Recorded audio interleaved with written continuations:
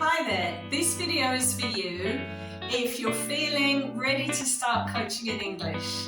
I'm going to give you some do's and don'ts, some tips based on my experience working with coaches to help you make that first coaching session a success. Let's just dive straight in, and my first tip is do not script what you're going to say. Do not have a list of questions. I've seen coaches do that, and that's okay if you're practicing, if you're in a course of mine and you're focusing on practicing, but that's not okay in a real coaching session. What that will do, and I've seen this happen, is that the coaches are reading the questions don't fit with what your coachee is saying. Your coaching questions need to come from the coachee, they can't come from a prepared script. So don't do that. Focus on preparing before the session, after the session, and at the end of this video I'll give you some tips how. But during the session, don't worry about English, just worry about being a good coach, and that'll actually make you less anxious. My next tip is to prepare mentally. So normally before a coaching session, ideally, you're going to spend a few minutes getting present. And this is even more important when your anxiety levels are higher because you're going to be coaching in a second language.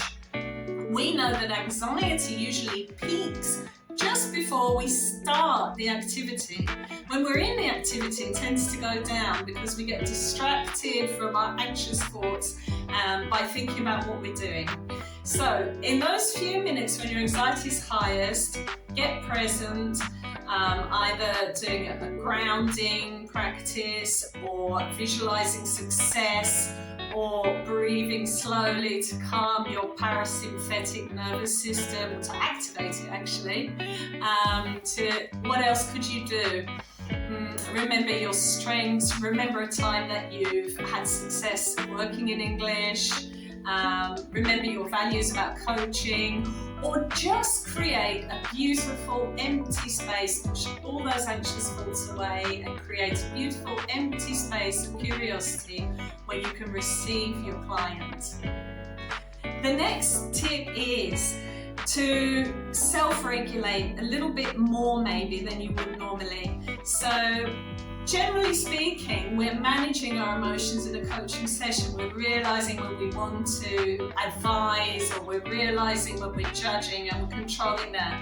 And that can also happen with English. Notice the inner critic when he or she comes in saying, oh my God, I'm making a mistake, I'm not doing well. Just notice, label that, oh, inner critic's here, and then let it go and refocus on your client. A lot of these tips are things that we already do in coaching and just have to up them a bit more because it's quite a stressful situation, an unfamiliar situation, right? Another tip that I'd like to give you is to not speak too quickly. I've known coaches who, when they're coaching in English, they speak faster than usual, or they speak more than usual. They might be speaking faster because they're anxious. We know that when we're with anxious clients, they tend to accelerate, and that can happen with you too. They might be speaking more than usual because they want to impress their coachee with the wonderful English. But it's not about English, it's not about you, it's about your coachee, and they are there not to hear how good your English is, they're there because they want some great coaching. So slow it down, right? Slow it down because you have more to process. You have your usual coaching ability going on, and in parallel, you're speaking in a second language, right? So you have more to process, you can go even slower than usual. And that will give you time to think more, to self-monitor what you're saying more, so you're more likely to speak correctly. Keep it short, make sure those questions are succinct, they're going to be clearer, they're going to be more powerful, they're probably going to be more correct. So you can only win with short, slow, right?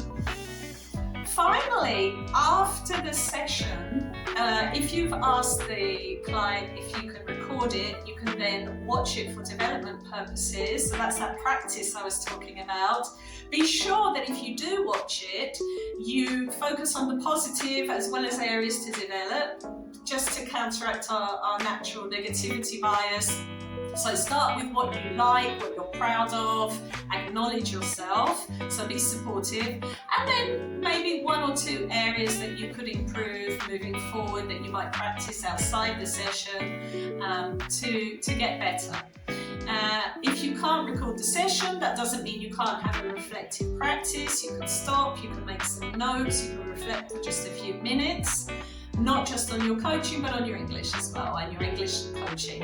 And you could also involve your client. If you feel comfortable enough, you could ask your client for a bit of feedback. You know, how did that go? How's the coaching going? By the way, I've recently started coaching in my second language. Could you give me some feedback? There you go. So that would make you very vulnerable. A good example for your client that might connect you more. If you feel like doing that, that's another way you can get another perspective, right? I hope these tips have been helpful to you. If you would like to practice in a safe space, coaching in English with your peers, I'll be starting 2 new groups at the beginning of September, one in the time zone for the Americas, another one for Asia. So please reach out for me, and I'll give a link to my page where you can see information about that course. All right, bye for now.